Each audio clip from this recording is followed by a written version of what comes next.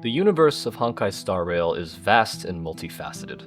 As the Astral Express retakes its journey through the silver rails across countless stars, the Nameless must inevitably come into conflict, as the unknown and untread path is never totally safe or peaceful. More often than not, their members are people willing to help any strangers in need, and in the current Amber era, there is no more of a persistent threat than the Stellaron, the cancer of all worlds. Across our current journey of 7 locations in the game, it has been a constant presence that threatens us and the fate of wherever we are, be it a planet, simulation, or a nomadic fleet. It is heralded as something that brings destruction wherever it is, and is commonly seen as a mark of Nanook, their influence bringing the expected doom of their path. And yet, it's a creation of the Harmony.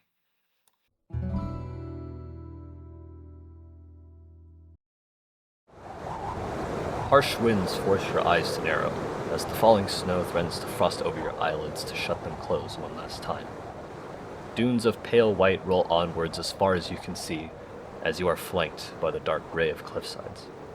There is no horizon, only a dark fog that blots out the sun. This is your first stop on the path of the Trailblaze. Welcome to Eurilo 4, a planet thought lost to the wider universe by an eternal winter, to where the last vestiges of humanity on the world have concentrated into a single city, in constant battle against the land itself. A rather desperate situation that you will soon learn was caused by the very hands that wish to protect these people.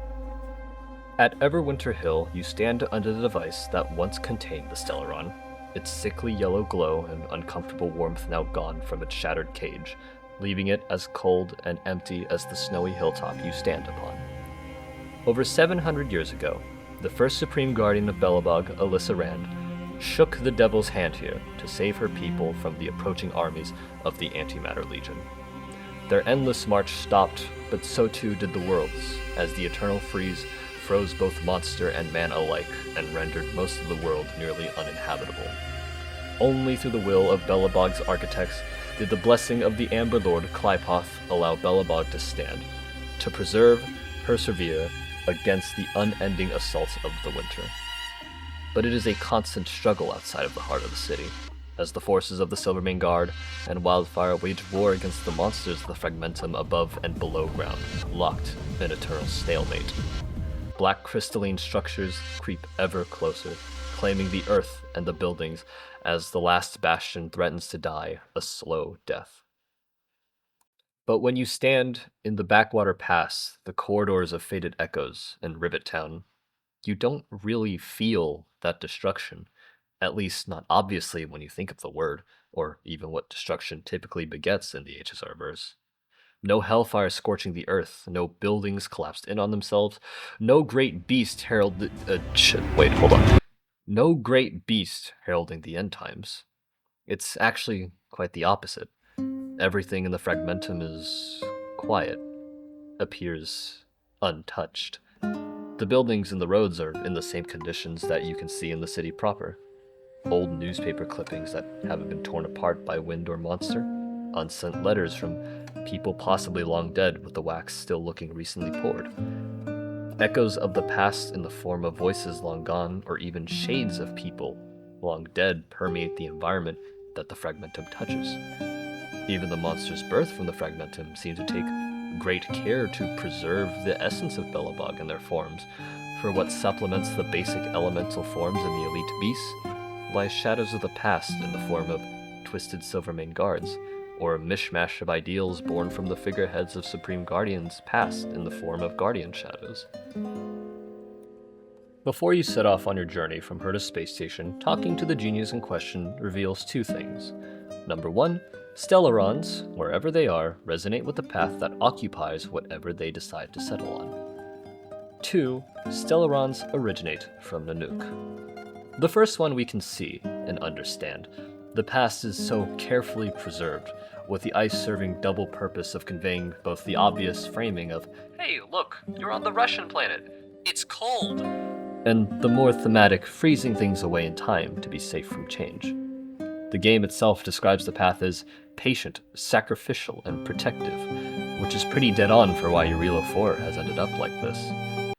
Tangent, I know we're stepping on the toes of the remembrance here, but no one ever implied there's a rigid dogma to these things, only that your will aligns enough with some frankly really open-ended ideals.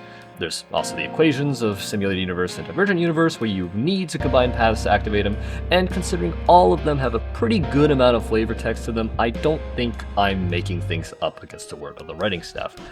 Okay, tangent over. Which is where that second point that Miss Herta made is off.